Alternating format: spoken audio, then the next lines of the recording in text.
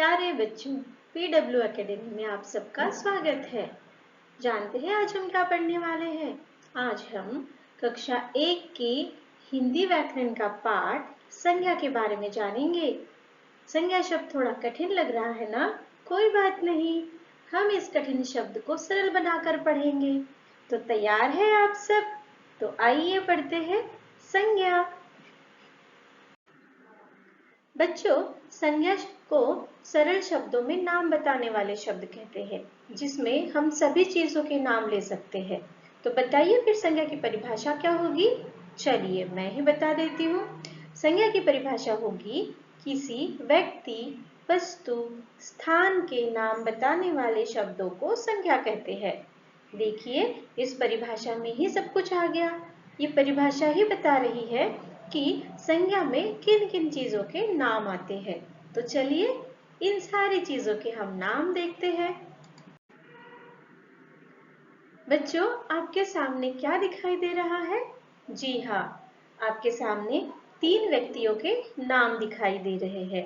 मतलब हमारे सामने चित्र है श्री नरेंद्र मोदी जी का। ये कौन है? इन्हें आप जानते हैं? ये हमारे प्रधानमंत्री है नरेंद्र मोदी जी। ये चित्र है भगत सिंह जी का, जिन्होंने हमारे देश के लिए अपने प्राणों की आहुति दी। ये चित्र है हमारी राष्ट्रपति द्रौपदी मुर्मू जी का। तो ये जिस प्रकार से ये 3 चित्र दिए हैं, बस ऐसे ही व्यक्तियों के नाम में सारे व्यक्तियों के नाम आते हैं। चलिए देखते हैं अगला भाग, वस्तु के नाम। देखिए बच्चों, चित्र में क्या दिखाया जा रहा है? जी हाँ, चित्र में किताबें दिखाई जा रही है, पंखा दिखाया जा रहा है, मेज दिखाया जा रहा है। इसका अर्थ क्या हुआ कि ये सारी चीजें संज्ञा शब्द में आती है। मतलब इन सारी चीजों के नामों को हम वस्तु के नाम कहते हैं और संज्ञा में इनका समावेश है। अब देखते हैं स्थानों के नाम। जी हाँ, व्यक्ति के नाम, वस्तु के नाम, उसी प्रकार स्थानों के भी नाम। जितने भी स्थान है, हर स्थान को कोई ना कोई नाम होता है और उन नामों को ही हम स्थानों के नाम कहते हैं। संज्ञा में उन नामों का भी समावेश होता है। देखिए चित्र में कौन कौन से स्थान दिखाए गए हैं?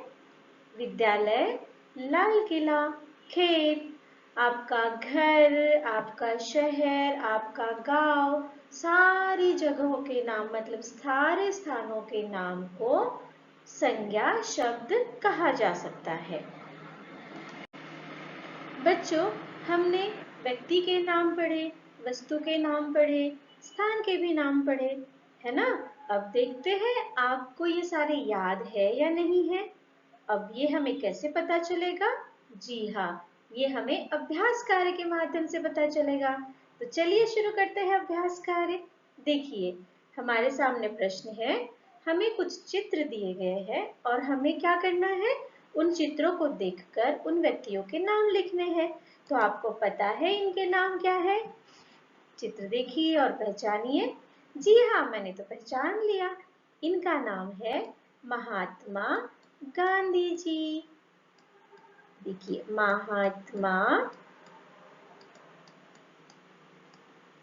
गांधी, है ना? तब तक दूसरा चित्र भी पढ़ लेते हैं हम। दूसरे चित्र का नाम भी जान लेते हैं, है ना? दूसरा चित्र किसका है? अभी हमने थोड़ी देर पहले ही पढ़ा था इन्हें तो। जी बिल्कुल सही, दूसरा चित्र है भगत सिंह जी का, है ना? भगत सिंह।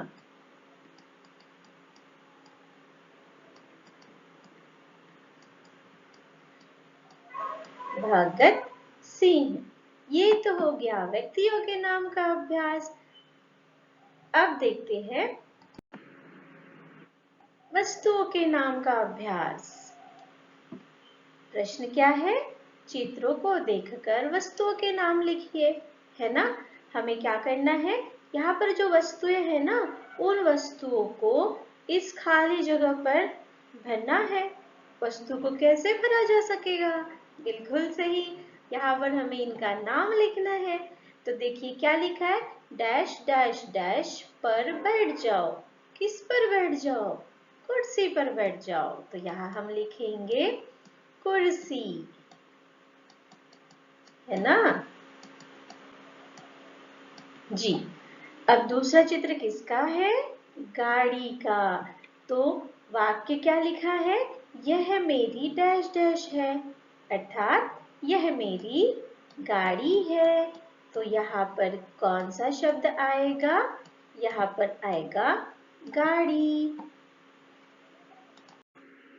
अब देखिए स्थानों के नाम। अब हमें इन स्थानों के नाम पहचानने हैं और यहाँ पर लिखने हैं। तो आप पहचान पा रहे हो किसी स्थान को? बिल्कुल सही, ये है मंदिर का क्षेत्र। मंदिर, हम लिखेंगे मंदिर। ये है विद्यालय का क्षेत्र, तो हम लिखेंगे यहाँ पर विद्यालय।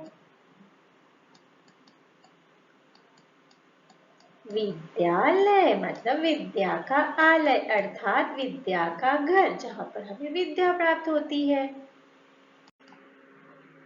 तो बच्चों, कैसा लगा हमारा पाठ?